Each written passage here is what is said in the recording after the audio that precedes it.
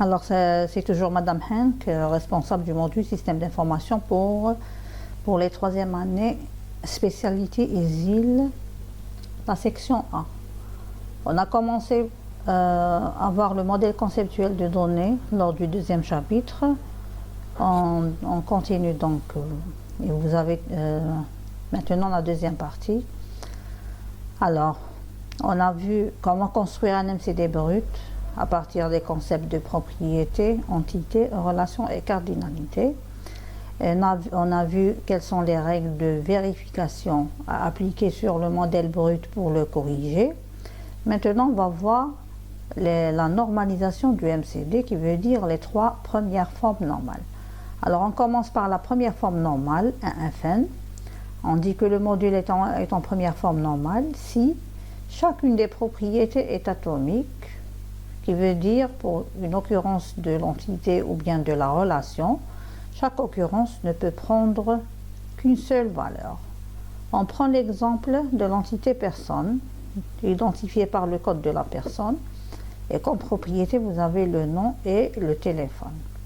Avec une règle de gestion qui dit qu'une personne peut avoir jusqu'à 3 numéros de téléphone. Donc on connaît le nombre maximum de numéros de téléphone que peut avoir une personne.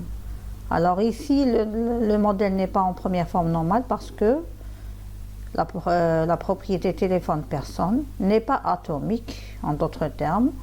Pour une occurrence donnée, c'est-à-dire pour une personne donnée, on peut avoir jusqu'à 3 valeurs pour la propriété téléphone-personne suivant la règle de gestion. On doit corriger, alors comme solution, on va éclater la propriété téléphone-personne en 3 propriétés, numéro de téléphone 1, numéro de téléphone 2 et numéro de téléphone 3, comme on sait que au maximum, on ne peut avoir que 3 numéros de téléphone. Un autre exemple, donc on prend l'entité ouvrage définie par le code de l'ouvrage, le titre, l'éditeur et l'auteur. Donc le nom de l'éditeur et le nom de l'auteur.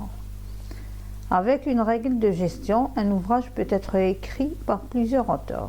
En d'autres termes, pour un ouvrage donné, qui veut dire pour une occurrence de ouvrage, un ouvrage donné, la propriété auteur peut contenir plusieurs valeurs si l'ouvrage est écrit par plusieurs auteurs.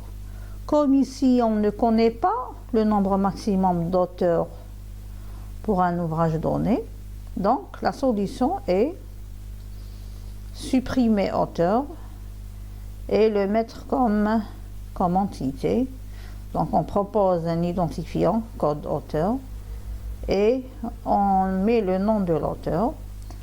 Donc, et pour ne pas laisser cette entité isolée, on va la relier avec ouvrage avec la relation écrire. Avec la relation écrire. Et on va fixer des cardinalités. Donc, comme un ouvrage peut avoir plusieurs auteurs, donc je vais mettre 1 et n qui veut dire au minimum, il est écrit par un auteur et peut être écrit par plusieurs auteurs. Et côté auteur, comme c'est un auteur, il doit obligatoirement écrire au moins un livre et il peut écrire plusieurs livres. Donc ici, là, auteur, on va la supprimer. Elle est à supprimer de l'entité ouvrage. La deuxième forme normale, donc de Fn, le MCD est en deuxième forme normale si d'abord il est en première forme normale et si chaque propriété dépend pleinement de son identifiant. Donc pleinement veut dire ne peut pas dépendre d'une partie. Il me faut tout l'identifiant pour déterminer chaque propriété. Donc ici, l'identifiant doit être composé. Et comme l'identifiant des entités n'est pas composé, donc on parle d'identifiant de relation qui est la concaténation des identifiants des entités qui participent à cette relation. On prend comme exemple un petit modèle, donc un produit se trouve en stock dans un ou plusieurs magasins. Chaque produit est défini par son code, sa désignation, sa catégorie. Chaque magasin a un code magasin et une adresse. La relation stock est porteuse des deux propriétés, quantité et prix. Quantité et prix. Si on met les deux propriétés ici, ça veut dire quantité peut être déterminée pour un produit et un magasin. La même chose pour le prix. Or, on a une règle de gestion qui dit que chaque produit a un prix fixe indépendamment du magasin où il est stocké. Qui veut dire le prix, il est fixé pour un produit donné, quel que soit le magasin de stockage. Donc, prix ne dépend que de code produit, qui veut dire ne dépend pas pleinement de l'identifiant de la relation qui est la concaténation de code produit et code magasin. En d'autres termes, le modèle n'est pas en deuxième forme normale. Alors on doit normaliser, comme on a le problème avec le prix, donc on va l'éliminer de la relation stock et le mettre ou bien la mettre dans l'entité produit.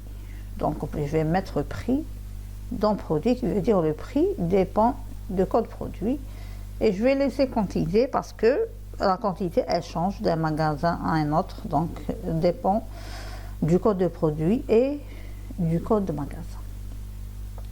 La troisième forme normale, donc le modèle est en troisième forme normale si d'abord il est en deuxième forme normale et si chaque propriété dépend directement.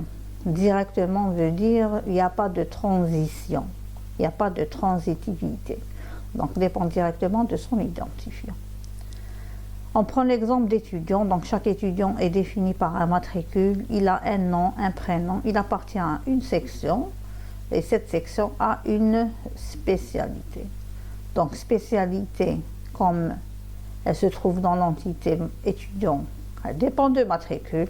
Donc pour dire que chaque étudiant a une spécialité. Mais elle dépend aussi de section. Tous les étudiants d'une même section ont la même spécialité, qui veut dire section détermine spécialité. Donc, spécialité dépend de matricule qui est l'identifiant, mais dépend aussi de section qui n'est pas identifiant. Donc, matricule détermine section et section qui détermine la spécialité. Spécialité dépend de matricule d'une manière transitive et non pas d'une manière directe. Donc, on doit normaliser. Alors, comme le problème se situe dans spécialité, on va l'éliminer de étudiant, mais pas seul, mais avec son identifiant qui est section. Donc, on va créer une entité section, identifiée par section et ayant comme propriété spécialité. Étudiant, donc, on a le nom et prénom ici. Bon, il n'apparaît pas, donc vous avez le matricule, le nom et prénom, une relation entre les deux pour ne pas laisser section isolée. Donc je vais mettre appartient, un étudiant appartient à une et une section, chaque étudiant apparaît une et une seule fois dans les occurrences de la relation. Et ici, une section doit contenir au moins un étudiant et peut en contenir plusieurs. Donc, après avoir vérifié la première forme, la deuxième et la troisième forme normale, on va dire que le modèle est normalisé. Donc, on a éliminé certaines redondances. Les dernières redondances à supprimer, on va les éliminer par ce qu'on appelle la décomposition du MCT. Alors, la décomposition, c'est quoi? C'est remplacer les relations de dimension supérieure à 2 par des relations plus simples. Donc on va observer notre modèle. Si on trouve des relations qui font participer plus de 2 entités, on va essayer de les simplifier, qui veut dire les remplacer par des relations de dimension inférieure. On a deux cas de décomposition, par CIF et par cardinalité. On commence par la décomposition par cardinalité. Donc, soit une relation R qui fait participer n entités, 2, 3, 4, etc. jusqu'à n. Si l'une des cardinalités est égale à 1, 1. Alors, un 1 veut dire chaque occurrence de E1 n'apparaît qu'une seule fois.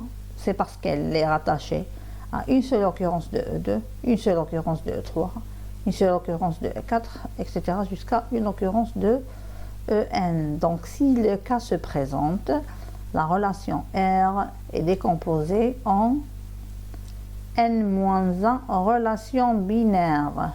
Donc c'est uniquement des relations binaires de type, toutes ces relations sont de type père-fils.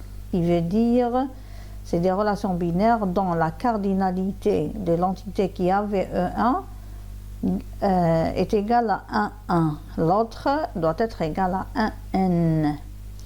Donc, si on prend ce modèle, on remarque que E11 est la cardinalité de l'entité E1. Donc, R est décomposé en n-1 en relation comme suit. Donc, la première R1 pour la relier à l'entité E2, la deuxième R2 pour la relier à E3, R3 pour la relier à E4, etc. jusqu'à Rn-1 pour la relier à En. Donc en tout, il y a n-1 relations. C'est des relations binaires, toutes ces relations sont binaires.